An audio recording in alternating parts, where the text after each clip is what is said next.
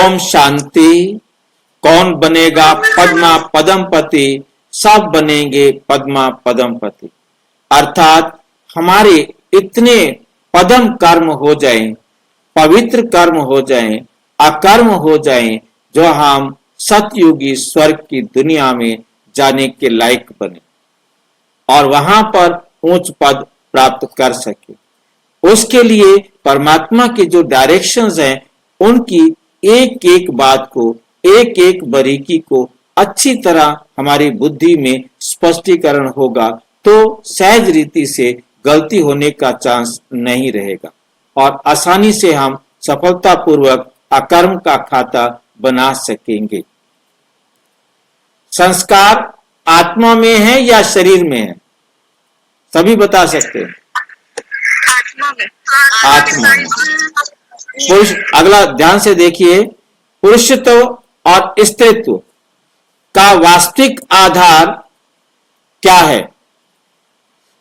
पुरुष बनना या स्त्री बनना, इसका वास्तविक आधार क्या है? कर्म की गुह्य गति। संस्कार। संस्कार, पुरुष बनना है, स्त्री बनना है, क्या बनना है, वो हमारे संस्कारों में है। हम संस्कारों के अनुसार, क्योंकि हमारा जो संविधान है, हमारा जो रिकॉर्ड है, वो संस्कार है। इसलिए यहां पर जो क्वेश्चन उठाया गया है वो संस्कार का उठाया गया है। संस्कार के अनुसार ही हम अपने समय समय पर पाठ बजाते हैं। हमारे अंदर संस्कार ही मर्ज और इमर्ज होते हैं। समय अनुसार जिस संस्कार की जरूरत होती है वो संस्कार हमारा इमर्ज हो जाता है और जिस संस्कार का काम खत्म हो जाता है वो संस्कार मर्ज हो जाता है। हमारा सारा पाठ संस्कारों के मर्ज और इमर्ज का है। ये बात बहुत अच्छी तरह से इस प्रश्न के अंदर समझकर चलेंगे तो हम जल्दी से और सहज रीति से उत्तर को समझ सकेंगे। ये मर्ज और इमर्ज यदि किसी को समझ में नहीं आया है तो वो पूछे, ताकि मैं और विस्तार से इस बात को समझा। इस सारा प्रश्न का आधार यही है कि हमारे संस्कारों का ड्रामा में जो जो संस्कार जिस समय इमर्ज होना है वो टाइम आते ही वो संस्कार इमर्ज हो जाएगा। चाहे मैं बहुत ईमानदार हूं, मैं बहुत ही शरीफ हूं, बहुत ही धर्म का पुण्य के काम करने वाला हूं, परंतु मैंने जब पाप कर्म करना है, पुण्य कर्म करते करते वो मेरे पाप कर्म का संस्कार इमर्ज होगा और वो पाप कर्म होगा। जैसे ही वो पाप कर्म का पाठ खत्म होगा तो वो संस्कार मर्ज हो जाएगा और मेरा जिस आत्मा के साथ क्रोध का संस्कार है उसके बोलते ही मुझे क्रोध आएगा और जिसके साथ मेरा नहीं है उसके साथ क्रोध का संस्कार मर्ज हो जाएगा। लोभ का संस्कार, विकार का संस्कार, कोई भी कुछ भी लेने का देने का संस्कार, मतलब जैसे जैसे एक ही परिवार के अंदर आप देखते हैं कुछ लोगों के साथ हमारा व्यवहार बहुत अच्छा होता है, कुछ लोगों के साथ काम हर एक के साथ अलग अलग होता है। वो हमारे संस्कार एक्यूरेट टाइम पर उसी प्रकार के हो जाते हैं और इतनी जल्दी चेंज हो जाते हैं। अभी अभी आपको गुस्सा आ रहा है, अभी अभी आपका बेटा आ गया, संस्कार चेंज, एकदम प्यार का सागर बन के मां बच्चे पर कुर्बान जाती, भूल गई वो गुस्सा क्या था, किसके साथ क्या बात हो रही थी। और ये सारा जो हमारा ये नाटक बना हुआ है ये आत्मा में संस्कारों के मर्ज और इमर्ज से बना हुआ है और ये मर्ज और इमर्ज का जो खेल है वो एक्यूरेट है।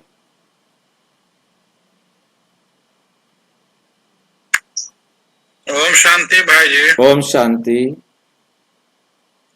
भाई जी, जब हमारे अंदर अच्छे संस्कार और गलत संस्कार दोनों ही मर्ज हैं, तो हम जब गलत करते हैं तो फिर हमको उसका दोषी हमको तो नहीं ठहराना चाहिए। तो बाबा ने कभी कहा है किसी का दोष है? उसका पाप तो भुगतते हैं। ध्यान दीजिए कि मेन बात आप एक दो प्रश्न कर दिए आपने यहां पर। पहला प्रश्न था आपका कि जब मेरे पार्ट में ही क्रोध करना है तो फिर मुझे दोषी क्यों कहा गया? ठीक है कि नहीं? मेरा दोष तो नहीं होना चाहिए, बिल्कुल आप निर्दोष है। जो भी आपको दोष दे रहा है उसे ज्ञान नहीं है, उसे समझ नहीं है। माइक को बंद रखेंगे, तो उसे समझ नहीं है, ये बात हमें ध्यान रखनी है। अब क्या है फिर, ये क्या होता है, क्यों आया मुझे गुस्सा? फिर क्योंकि इस संसार में आकर के जिसने मेरे ऊपर गुस्सा कर दिया, अब उसने तो मेरे साथ हिसाब दे दिया ना, गुस्सा दे दिया मुझे, मेरे ऊपर कर दिया।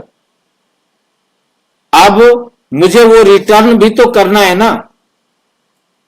जितना गुस्सा उसने कभी मेरे ऊपर किया था उतना गुस्सा उसके ऊपर मुझे आएगा। तो मैंने जो गुस्सा किया, मैंने अपना पिछले कर्म का हिसाब किताब बराबर किया। पिछले कर्म का हिसाब क्या किया? बराबर किया। कर्मों की गति के अनुसार ये मॉडल आपको सामने दिखाई दे रहा है। ये बताता है इस बॉल ने हिट किया और उस बॉल ने हिट किया। मैं जिसको देता हूं वो मुझे उतना देता है, जितना मैंने सुख दिया उतना उसने मुझे सुख दिया। तो हिसाब बराबर हुआ ना। मैंने उसको दुख दिया, उसने मुझे दुख दिया, हिसाब बराबर हुआ ना। किसका कसूर है इसमें? किसी का भी कसूर नहीं है। ड्रामा में पार्ट ऐसा बना हुआ था, उसने दुख देना था पहले, उसके बाद उसने उसको दुख देना था। यही खेल अगले 5000 साल बाद फिर वो मुझे दुख देगा, फिर मैं उसे दुख दूंगा। वो मुझे गुस्सा करेगा, मैं उसको गुस्सा करूंगा। अब इसमें दोष किसका है? ना पहले करने वाले का है ना बाद में करने वाले का है।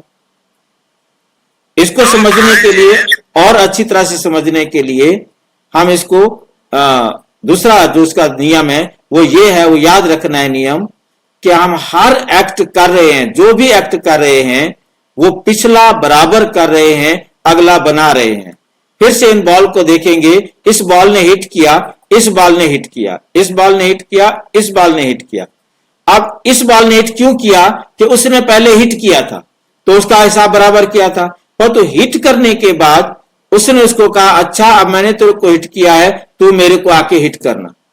तो हर बार वो उसको हिट करता है, पिछला बराबर करता है, अगला बना देता है, पिछला बराबर करता है, अगला बना देता है। ये बात किसको समझ में ना आई हुई हो तो पूछो, मैं दोबारा बताऊं। ये बॉल हिट करती है, पिछला बराबर, अगला बना दिया। भाई जी, हाँ जी, जब हमारे साथ कोई गुस्सा से हमको क्षति पहुंचाया तो क्या ये जरूरी है कि हम भी उसके साथ गुस्सा से उसको क्षति पहुंचावे तभी कर्म चुकता होगा? बिल्कुल। यदि उसने आपको नुकसान पहुंचाया था तो आप भी नुकसान पहुंचाएंगे। उसने नुकसान नहीं पहुंचाया था तो आप नहीं पहुंचा सकते।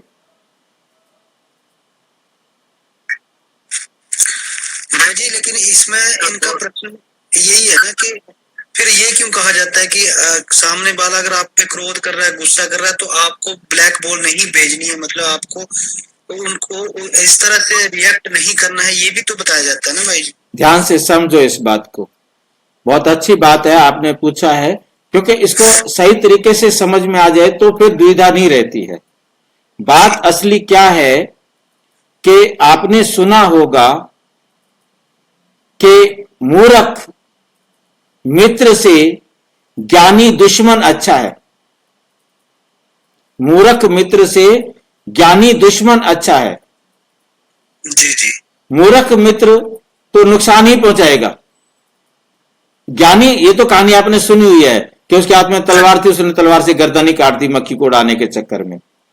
अब ज्ञानी दुश्मन वाली कहानी आपने नहीं सुनी, वो मैं आपको सुनाता हूं, फिर आपको समझ में आ जाएगा। शॉर्ट में मैं आपको सुनाऊंगा कि एक व्यक्ति देख रहा था कि कुछ लोग एकांत में हीरे अपने शरीर में छुपा रहे हैं।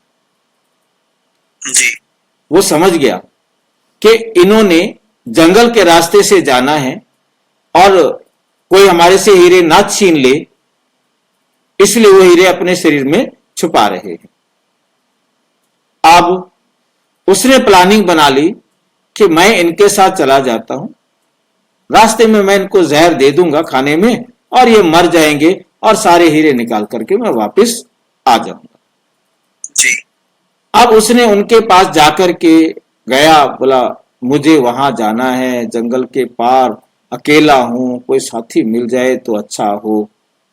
उन्होंने कहा हम जा रहे हैं उधर भाई, हम जा रहे हैं, हमारे साथ चल। चलना तूने अपने पैरों से, क्या फर्क पड़ता है। अब उनको तो नहीं पता था कि इसके मन में क्या मैल है। जी अब वो चल दिए। अब जंगल में पहुंचे तो लुटेरे आ गए, बोले जी हमें मालूम है आपके पास हीरे हैं, आप अपने हीरे निकाल कर हमें राजी खुशी दे देते हो तो ठीक, नहीं तो हम तुम्हें मार करके हीरे निकाल लेंगे। जी जी देते हो कि नहीं देते हो बताओ, तुम्हारी मर्जी है, हम तुम्हें मारें या राजी खुशी निकाल कर देते हो। अब उस चोर ने जो बदनीयत से उनके साथ गया था, सोचने लगा मेरे अंदर तो हीरे हैं नहीं, इनके अंदर तो हीरे हैं। अब यदि इन्होंने हीरे निकाल कर दिए, मैं कहां से दूंगा, मेरे को तो मार डालेंगे ये। अच्छा, अब यदि ये हीरे नहीं देते हैं, उन्होंने इनको मार करके हीरे निकाले तो मेरे को भी मारकर हीरे निकालेंगे। अब मेरी मौत तो निश्चित है, मेरी मौत तो निश्चित है। अब उसने आगे बढ़ के कहा देखो भाई, हम पांचों एक मां जाए भाई हैं, हमारे में किसी में हीरे नहीं है। आपको यकीन ना हो तो मुझे मार कर देख लो, आपको हीरे मिले तो इनको भी मार देना, अच्छा क्योंकि मैं बड़ा भाई हूं, ठीक है कि नहीं, जी और इनको मां के पास भेज देना। उसको मारकर देखा गया, हीरे नहीं थे, उनको भेज दिया गया। अच्छा ज्ञानी दुश्मन अच्छा है, इस भाव को अपनी बुद्धि में रखना है। अब आप समझेंगे, अब समझ पाएंगे कि मैं आपके घर आया, मैंने आके कुछ बोला या कुछ ऐसा व्यवहार किया, मैं तो चला गया, परंतु आप दुखी हुए, आप दुखी हो रहे हैं। मेरे को थोड़ा दूर जाने के बाद लगता है कि मैंने उनको ऐसा बोला है, उनको बुरा तो नहीं लगा होगा, और मैंने फोन किया या मैं आ गया, दोनों में से कोई भी करूं काम। जी आप उतनी देर दुखी हुए, 5 मिनट, 10 मिनट, 15 मिनट, 1 घंटा, 2 घंटा, जी तो आपके साथ मेरा हिसाब कितना बना, उतनी देर का। आप मेरे को उतनी देर का दुख देंगे, हाँ जी ठीक है। मैं रात तक नहीं आया तो रात तक, पूरे दिन का होगा तो पूरे दिन का दुख देंगे। आप भी मेरे साथ कुछ व्यवहार ऐसा करेंगे, मैं पूरा दिन दुखी रहूंगा। जी इसी प्रकार कई बार आपने देखा होगा कि छोटी सी बात होती है, परिवार का एक मेंबर आता है, भाई जी आए थे ऐसे बोला, हैं ऐसा बोला उन्होंने भाई जी ने, बहुत गलत बात है, ऐसा तो हम सोच भी नहीं सकते। तीसरा आया, हर एक ने आकर के उस जख्म को इतना कुरेदा, इतना बड़ा कर दिया कि रात तक ये फैसला हो गया परिवार के अंदर, उनके घर कोई मर भी जाएगा ना तो हम उनके घर नहीं जाएंगे। हाँ ऐसा भी बोलते हैं कई बार। ठीक है, अच्छा अब हम देखते हैं, अब जहां मैं जिनके घर गया था वो ज्ञानी थे, वो ब्रह्मा कुमारी में आ गए थे, उनको समझ में आ गया था ज्ञान। अब मैं उनके घर गया और मैंने वही बोला और मैं चला गया। हमने कभी भाई साहब को ऐसा बोला होगा, उसने भी बोल दिया, हिसाब बराबर हो गया। मतलब वो नेगेटिव थॉट क्रिएट नहीं की उन्होंने, नहीं किया ना। ज्ञान का मतलब क्या है, हाँ अब समझ आया। है ना। अच्छा, उसने नेगेटिव थॉट क्रिएट नहीं किया, उन्होंने कहा हिसाब बराबर हो गया। अब वो खुद दुखी नहीं हुआ, उसने किसी को भी नहीं बताया। जी, तो जी, जब जी, वो आएंगे, वो मेरे को जब ऐसा बोलेंगे तो क्या मैं दुखी होऊंगा? आप भी नहीं। उसने अपने आप को भी बचा लिया और मुझे भी बचा दिया। दोनों जी जी जी बिल्कुल बिल्कुल। तो ज्ञानी दुश्मन अच्छा है। ठीक है, समझाया मेरे। मतलब बाबा ने इसलिए हमें समझाया है। अब समझने का समझाने का तरीका सबका अलग अलग है। अलग अलग। ठीक है, तो हमने मतलब हर वक्त समझना है कि मैंने, इसलिए परमात्मा ने बहुत अच्छी लाइन हमें दी है जो हमें याद रखनी है, ना दुख दो ना दुख लो, सुख दो सुख लो। है नहीं, हमने दुख लेना भी नहीं, हमने दुख देना भी नहीं, हमने सुख लेना है और सुख देना है। सिंपल सा फार्मूला। तो इस प्रकार से हमें वापस हम यहां आए कि संस्कार आत्मा में होते हैं। ये सारा खेल जो है ना किसका है? आत्मा का है। संस्कार, आत्मा के संस्कार का। हाँ, आत्मा के संस्कार का। संस्कार आत्मा में है या शरीर में, मतलब पुरुष और स्त्रीत्व का कोई मतलब नहीं। उसके अंदर जो भी होना है, आत्मा और संस्कार मूलभूत प्रश्न है। नंबर 1, संस्कार आत्मा में है या शरीर में? आत्मा में। आत्मा में। यानी पुरुषता और स्त्रीत्व का गुण धर्म आत्मा से संबंधित है या शरीर से? ये पुरुष या स्त्री ये शरीर है, आत्मा में तो संस्कार है। अब उसको शरीर स्त्री का मिला है, उस शरीर के द्वारा जैसे संस्कारों से चलना है वो चलेगा। शरीर पुरुष का मिला है, जैसे संस्कारों से उसने उस आत्मा के पुरुष के शरीर के साथ चलना है वैसा चलेगा, परंतु शरीर तो वो ड्रामा के पाठ के अनुसार लेगा। अब ऐसे आपने देखा होगा कि कोई स्त्री है परंतु उसके अंदर संस्कार पुरुष वाले भी आ जाते हैं उसके पाठ के अनुसार। है स्त्री परंतु उसके संस्कार पुरुष वाले हैं, है पुरुष संस्कार इसके स्त्री वाले हैं। कभी कभी किसी किसी के हैं वो उनके पाठ में लिखा हुआ है, ये नहीं है कि वो पुरुष बनना था स्त्री बन गया या स्त्री बनना था पुरुष बन गया, ऐसा कुछ नहीं। क्योंकि उनका कार्मिक अकाउंट इस प्रकार का बना हुआ है कि उसने पुरुष वाले संस्कार स्त्री में होते हुए लेकर के ही पाठ बजाना है, या स्त्री पुरुष होते हुए स्त्री वाले संस्कार लेकर के ही पाठ बजाना है। वो उसके संस्कार अपने टाइम पर एक्यूरेट संस्कार इमर्ज होगा और संस्कार मर्ज होगा। जिस समय जिस संस्कार की जरूरत है वो आत्मा में इमर्ज हो जाता है टाइम के अनुसार, और उस संस्कार का काम खत्म हुआ नीचे चला जाता है, जिसका रोल है वो आ जाता है।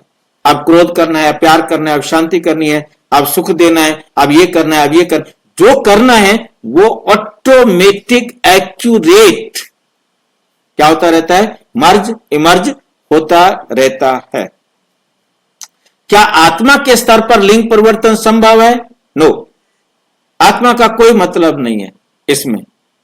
आत्मा ने तो अपना पार्ट बजाना है एक्यूरेट टाइम पर। शरीर अलग चीज है, उसको उस समय वो शरीर मिलना है जिसमें उसने पार्ट बजाना है, आगे पीछे कुछ भी नहीं हो सकता। इस समय उसने पुरुष शरीर में पार्ट बजाना है तो उसके लिए मां पुरुष का ही शरीर बना करके देगी, और स्त्री का शरीर लेना है तो स्त्री का शरीर पहले से ही 3 महीने पहले से ही उसका तैयार शरीर बनना शुरू हो जाता है। आत्मा तो शरीर बाद में छोड़ रही है, आत्मा शरीर बाद में छोड़ेगी, परंतु उसका जो मां है उसने उसके लिए शरीर पहले से बना दिया है। मतलब ड्रामा के अंदर एक दूसरे के साथ कोरिलेशन इतना पक्का है कि कोई भी गलती नहीं हो सकती। आत्मा शरीर 3 महीने के बाद छोड़ रही है, गर्भ पहले से तैयार हो गया। हाँ जी, गर्भ पहले से तैयार हो जाता है, लेकिन ये 3 महीने के बाद ही लिंग का पता चलता है जब आत्मा उसमें आती है। वो अलग बात है, परंतु लिंग तो पहले बन जाता है ना, क्योंकि XX XY से बनना है। मां के पास तो एक ही है Y, पुरुष के पास से X और Y आना है। अब कौन सा शुक्राणु मिला, फीमेल बनना है या मेल बनना है?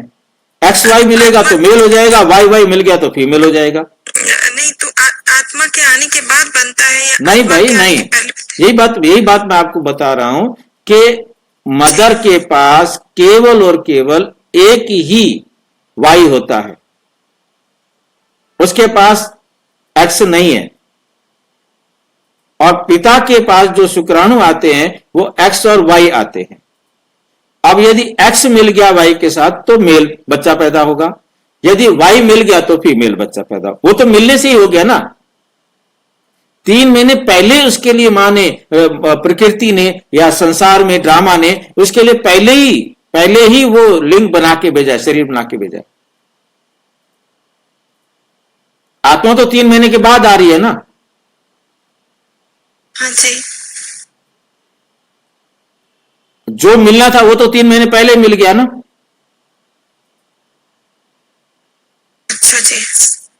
क्लियर हो गया? ठीक है। नहीं तो मतलब आत्मा को ड्रामा अनुसार जिस समय जो शरीर मिलना है, जिस शरीर के द्वारा पाठ बजाना है, या जिस चीज को उसने यूज करना है, चाहे उसने कहीं से कोई तिनका उठाकर इधर से उधर रखना है, वो हर 5000 साल बाद उस छोटे से तिनके को उठाकर दूसरी जगह रखेगा। भाई जी, गर्भ में आने से पहले उसके संस्कार कैसे काम करते? गर्भ में आने से पहले संस्कार, किसके संस्कार? जिसको पैदा होना है उसके संस्कार। वहां उसके संस्कार का कोई मतलब ही नहीं है। नहीं, संस्कार के हिसाब से स्त्री और पुरुष बनते हैं, बोले ना। नहीं, आपका प्रश्न यह है कि उन माता पिता को कैसे पता लगा कि हम, माता पिता को भी पता नहीं होता वैसे तो, मतलब समझ लीजिए कि ऐसा क्यों हुआ कि उसने स्त्री बनना था और वही मिले। तो आप फिर से इसी चित्र पर पहले अद्भुत रहस्य वाली जगह पर आओ। अद्भुत रहस्य के अनुसार हूबहू होना है ना। हाँ जी, हूबहू।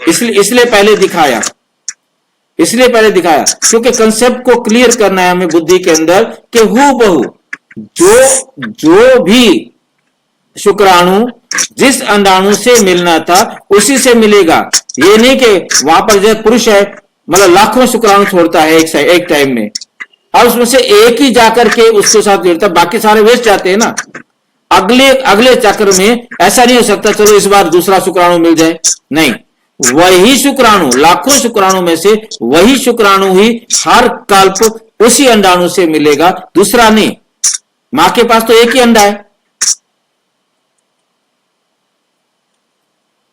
अब इतने सारे शुक्राणु जाने के बाद उनमें से एक ही जाकर के उसको पकड़ता है। हाँ जी, इसका मतलब ये हो रहा है कि पूरा फिक्स है, पूरा जितना जहाँ पे हाँ, इसीलिए मैं इस बात को मैं इसलिए शेयर कर रहा हूं ना, इसीलिए ये चैप्टर इस प्रकार से लिया है ताकि आपको हर छोटी छोटी बात जो है ना स्पष्ट हो जाए कि एकदम एक्यूरेट है।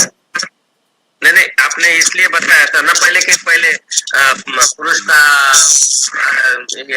ये आता है कि तो स्त्री का आता है, वो XY आता है, तो इससे कंफ्यूज हो गया था कि देखिए पहले जितना मुझे समझ थी मैंने उतना बताया था। अब बाबा ने जितना समझाया मैं उतना आपके साथ शेयर कर रहा हूं, क्योंकि सामने जो कुछ आ रहा है मैं तो वही बताऊंगा ना जी। तो मैं एक्सपर्ट तो नहीं हूं। जितना एक्सपर्ट बाबा है उतना एक्सपर्ट तो मैं नहीं हूं ना। जितना बाबा की बातें समझ में आ रही हैं वो आपके साथ शेयर कर रहा हूं। आप मेरे से पूछ रहे हैं तो उनका एक्यूरेसी जा रहा है, एक्यूरेट जा रहा है आंसर।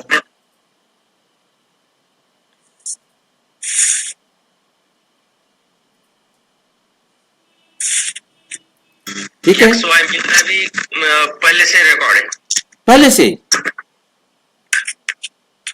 तो हमें नहीं पता, मां को नहीं पता, बाप को नहीं पता, परंतु वो पहले से ही वही मिले हैं। ड्रामा एक्यूरेट है और उसी को ही फिर उस आत्मा ने आकर एक्सेप्ट किया है और उसी से आगे शुरू किया है। आत्मा को तो एक सेकंड पहले नहीं पता कि मेरी माता पिताजी कहां है मेरे। उसने तो जैसे ही शरीर छोड़ा और सीधा अपने पाठ के अनुसार उस आत्मा के शरीर में प्रवेश किया और अपने गर्भ को संभाला, अपने भ्रूण को संभाला। हाँ जी, यही तो ये कहते हैं ना कि आत्मा शरीर छोड़ने के बाद 13 दिन तक शरीर नहीं लेती है। इसमें ये भक्ति वाले कह सकते हैं, बाबा के बच्चे नहीं कह सकते। ये भक्त बच्चे कह सकते हैं, चाहे फिल्म बाबा के बच्चे बनाए, उनको अभी ज्ञान समझ में नहीं आया। मतलब तो मैंने भी ये फिल्म देखी है और मैं पहले भी यही समझता था जो आप बता रहे हो, ठीक है नहीं, क्योंकि मैं उसको देख के आ चुका हूं। क्योंकि हम कोई बाहर से तो नहीं आए हैं, वहीं से तो निकल के आ रहे हैं। ये तो बाबा की मुरलियां हमें सामने स्पष्ट कर रही है ना कि बाबा ने कहा कि आत्मा एक सेकंड में इधर से शरीर छोड़ती है, उसी सेकंड में आत्मा दूसरे शरीर में प्रवेश करती है। अभी हमने 4-5 दिन पहले भी एक वीडियो बनाया, उसके अंदर भी ये बात बताया कि आत्मा, परमात्मा ने कहा कि आत्मा इस संसार में आने के बाद स्थूल या सूक्ष्म शरीर में रहती है, वो भटकती नहीं है। बहुत सारी बातें हैं जो हम पिछले वीडियोस में कवर करके आए हैं, उनको आप देख सकेंगे, अगले आप पीछे जाकर के भी देख सकते हैं। नहीं मिलता है तो मेरे को व्हाट्सएप करके लिखकर भेजेंगे तो मैं आपके पास भेज दूंगा। कल के मुरली में बताया ना बाबा ने कि शरीर में से आत्मा निकलती है ना तो खाली नहीं होती, कोई तो एक सूक्ष्म शरीर होता है, हाँ, या स्थूल शरीर होता है, सूक्ष्म शरीर। और उसके बाद क्या ये बताया कि कर्म का, यहाँ के कर्मों का हिसाब खत्म। आत्मा जैसे ही शरीर से निकलती है, इस शरीर के कर्मों के बोझ से मुक्त, कर्म बंधन से मुक्त, और उधर के कर्म बंधन से तब जैसे ही शरीर में प्रवेश करती है तो उसके कर्म बंधन में बांध जाती है। उस शरीर के अनुसार उसके कर्म क्या है वो वहां से करना शुरू करती है, और इस बीच में वो केवल आकाश तत्व में क्रॉस करती है। हाँ जी, ये शब्द भाई जी कल के मुरली में बाबा बताया। हाँ, जब आपका आवाज कट रहा है, आकाश समझ गया मैं बात की आपको, ठीक है, आपकी मैं बात समझ गया हूं, आपकी आवाज कट रही है, ठीक है, मतलब हमें बात समझ में आ। नेक्स्ट पॉइंट है हमारा, पुरुषत्व और स्त्रीत्व का गुण धर्म आत्मा से संबंधित है या शरीर से? शरीर से, क्योंकि शरीर यहां 5 तत्वों से बना है, पुरुष 5 तत्वों से है, शरीर आत्मा भी शरीर स्त्री भी 5 तत्वों से है। आत्मा का इन तत्वों से कोई मतलब नहीं है। शरीर पुरुष का मिला है, शरीर स्त्री का मिला है, मैंने तो पाठ बजाना है, मेरे को क्या फर्क पड़ता है? मेरे अंदर संस्कार मर्ज और इमर्ज होने, मैं आत्मा हूं।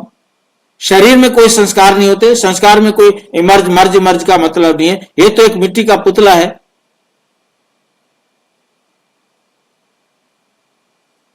जो मुझे मिला है मैंने उससे पाठ बजाना है। आत्मा में संस्कार है, संस्कार आत्मा में है, ठीक है कि नहीं? क्या आत्मा के स्तर पर लिंग परिवर्तन संभव है? मतलब ही नहीं है।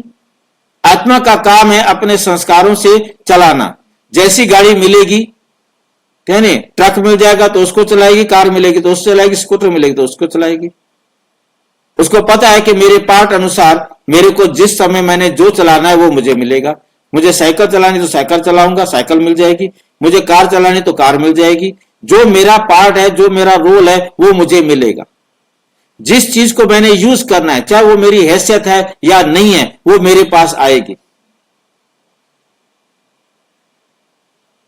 जिसके लिए मैंने बहुत सारे एग्जाम्पल पहले दिए, आज सिर्फ मैं छोटा सा एग्जाम्पल देता हूं। कैसे बहुत सारे गरीब लोग हैं, ऐसे बहुत सारे गरीब लोग हैं जो बहुत बड़े बड़े विला में अकेले रहते हैं।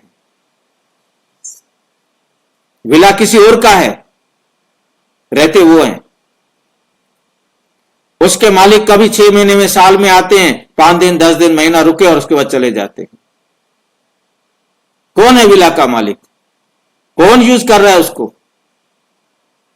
तो गरीब यूज कर रहा है, वो तो बन के चला गया, पैसे लगा दिया। नहीं, किसके लिए बना के गया?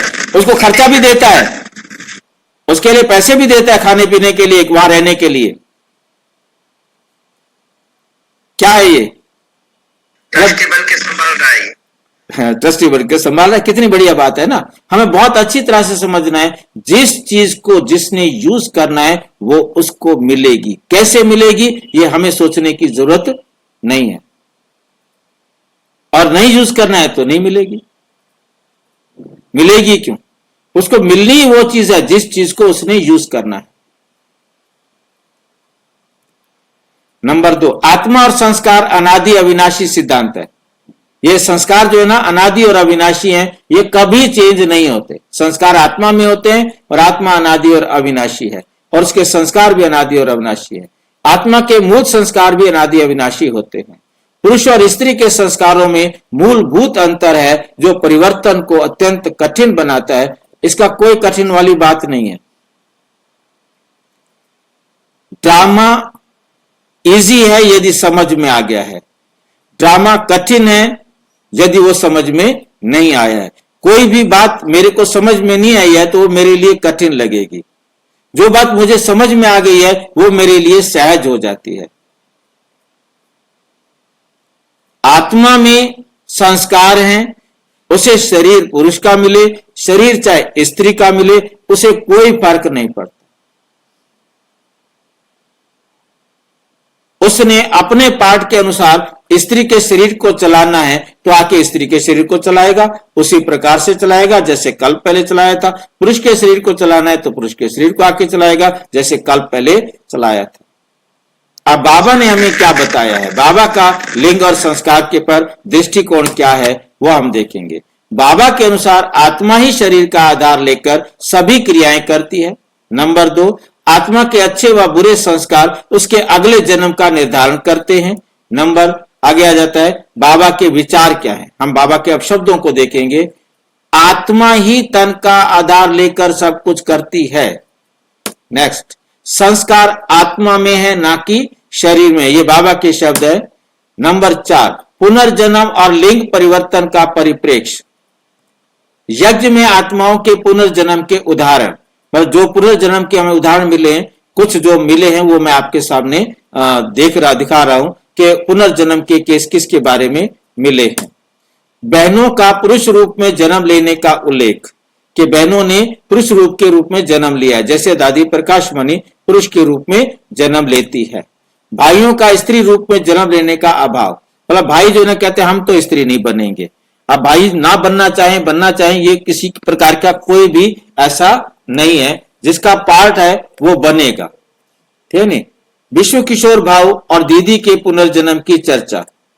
साकार मुरली है 10/9/7, रिवाइज कर रहे हैं, रिवाइज हुई है 10/9/7 को, 10 सितंबर 2007 को।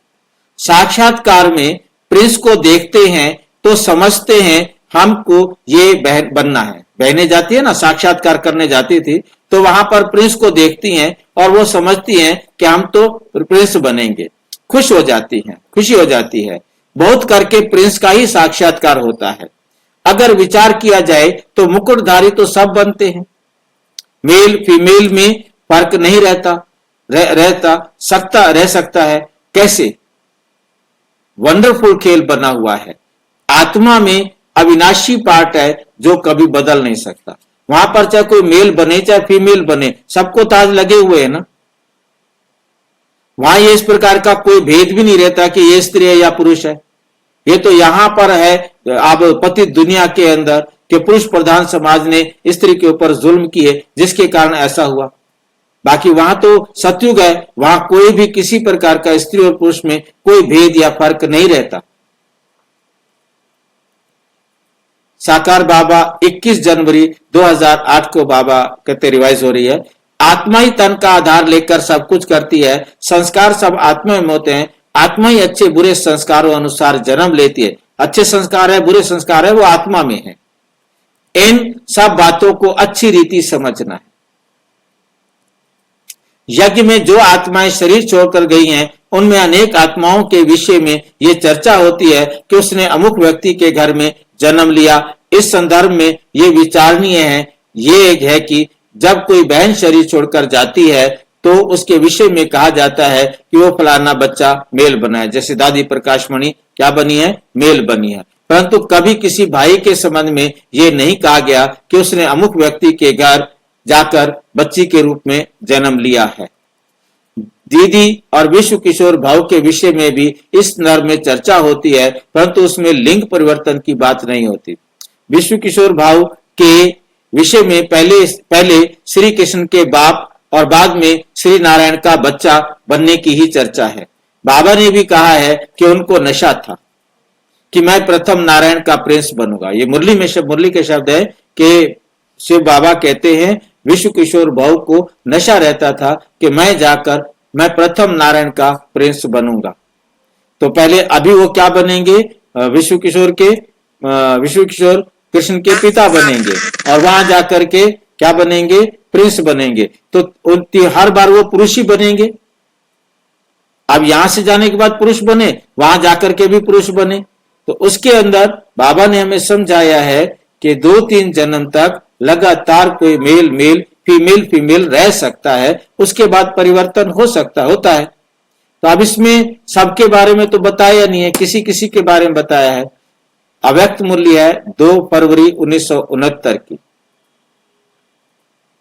मतलब अव्यक्त 18 जनवरी को अव्यक्त हुए, उसके 18 के बाद समझो कि 20-22 दिन के बाद ही नहीं 20-22 दिन क्या होंगे, 13-14 दिन के बाद ही बाबा ने क्या कहा है। कई बच्चे मूझते हैं कि साकार द्वारा तो कहा कि सूक्ष्म वतन है ही नहीं, तो बाबा कहां गए।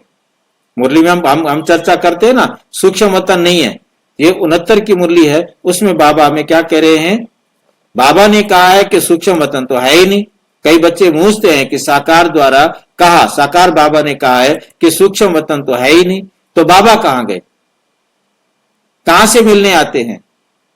अगर सूक्ष्म वतन है ही नहीं तो फिर भोग कहां लगाते हो, इस रस्म रिवाज को कायम क्यों रखा है। कितना क्लियर मुरली में बाबा बता रहे हैं। ये प्रश्न बाबा खुद प्रश्न खड़े करके इनके उत्तर देते हैं। सूक्ष्म वतन है, लेकिन अब सूक्ष्म वतन में आने जाने की बजाय स्वयं ही सूक्ष्म वतनवासी बनना है। यही बाप दादा की बच्चों में आश है। बाप बच्चों की कमाई को देखते हैं और कमाई के लायक बनाते हैं, इसलिए सभी रहस्य भी बोलते रहे। लाइन समझ रहे हैं बात को। सूक्ष्म वतन है पर तो सूक्ष्म वतन वासी बनना है। सूक्ष्म वतन इसी दुनिया को बनाना है, इस व्यक्त वतन को अव्यक्त वतन बनाना है। आगे की मुरलियों में बाबा ने स्पष्ट किया हुआ है। आत्मा की इच्छाओं और संस्कार का महत्व। संस्कार आत्मा में है, इच्छाएं जो भी होती हैं वो आत्मा की नहीं होती हैं। आत्मा की कोई इच्छा नहीं होती। आत्मा में वही इच्छा आनी होती है जो पहले से संस्कार में के लिए। आत्मा इच्छा ही नहीं करता कोई। आत्मा ने तो संस्कार के अनुसार उसी प्रकार से चलना है। इच्छा तो तब होती है कि जो उसके पास प्राप्त ना हो उसको प्राप्त करने के लिए करे। आत्मा इच्छा तब करती है जब वो शरीर में होती है, शरीर के कारण इच्छा करती है। प्यास लग रही है, भूख लग रही है, संसार की कोई भी चीज की इच्छा करेगी ना। आत्मा को क्या इच्छा, आत्मा को तो ड्रामा अनुसार पार्ट प्ले करना है। आत्मा को जैसे शांति की स्थिति की इच्छा होती है। शांति की इच्छा तब होती है जब वो शरीर में आने के बाद अशांत होती है। परम धाम में वो शांत है, आत्मा तो शांत है, क्या चाहिए उसको। उसकी इच्छा खत्म हो जाती है ना सारी। समझने से कोई इच्छा नहीं होती, शरीर समझने से इच्छा होती। इसलिए बाबा कहते हैं अशरीरी बनो, इच्छा मात्रम अविद्या बनो। इच्छा मात्रम अविद्या बनने का मतलब यह है कि आत्मा समझोगे तो इच्छा खत्म। जब तक इस शरीर के चक्कर में रहते हैं तब तक इच्छा होती है। भूख लगी है, प्यास लगी है, उसको मारना है, उससे पैसे लूट के लाने हैं, उसको ऐसे करना है, उसको ऐसे करना है। आत्मा निकली, ओम शांति। कोई बदले की भावना, ईर्ष्या की भावना, नफरत की भावना, सुख दुख की भावना, कोई भावना नहीं। सब इच्छाएं खत्म हो जाती, परम धाम में चली जाती आत्मा। क्या इच्छा है उसको। इच्छा शरीर की जरूरतें हैं, रोटी, कपड़ा, मकान, ये जो कहा जाता है ना, लून, तेल, लकड़ी, मतलब ये सारे कब तक है, जब तक इस शरीर में है। शरीर को संसार की चीजें चाहिए, आत्मा को तो कुछ नहीं चाहिए। आत्मा को चाहिए कुछ, बताओ।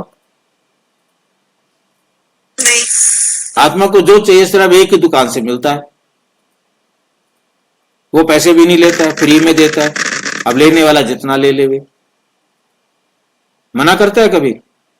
नहीं भाई, खोल के बैठा है दुकान, आ जाओ ले जाओ, जितना चाहिए ले जाओ। 3-4 दुकानें। हाँ, बांटो, जितना बांट सकते हो बांटो। नंबर 5, सूक्ष्म वतन और आत्मा का वास्तविक अनुभव। सूक्ष्म वतन और आत्मा का वास्तविक अनुभव। बाबा का दृष्टिकोण। सूक्ष्म वतन और आत्मा के अविनाशी संस्कार, प्लस सूक्ष्म वतन और आत्मा के अविनाशी संस्कार। सूक्ष्म वतन और आत्मा के अविनाशी संस्कार क्या होंगे, मैं ले लूंगा। सूक्ष्म वतन और आत्मा के अविनाशी संस्कार क्या कहेंगे हम। सूक्ष्म वतन के बारे में क्या कहेंगे। सूक्ष्म वतन का महत्व बच्चों की कमाई के योग्य बनने में है। सूक्ष्म वतन का महत्व किसमें है कि बच्चे कितना अच्छी तरह कमाई करते हैं। बाबा की शिक्षाओं को बच्चों की समझ के पर प्रभाव, बाबा कितनी ध्यान से समझाते हैं, क्या समझाते हैं, वो हमारी बुद्धि में कितना अच्छी तरह बैठता है, इसका प्रभाव हम समझ सकते हैं। जितना प्रभाव होगा उतना अच्छी तरह ले सकेंगे। छठा पॉइंट है पुरुषत्व और स्त्रीत्व के संस्कार आत्मा या शरीर का आधार। इसमें जो है ना, शरीर स्त्री का हो चाहे शरीर पुरुष का हो, आत्मा को इससे कोई मतलब नहीं है। शरीर की रचना शरीर के आधार पर है, परंतु आत्मा तो हमेशा, चाहे उसको शरीर स्त्री का मिलो चाहे शरीर पुरुष का मिलो, उसे कोई फर्क नहीं पड़ता है। पुरुष और स्त्री के गुण धर्म आत्मा से ही जुड़े हुए हैं।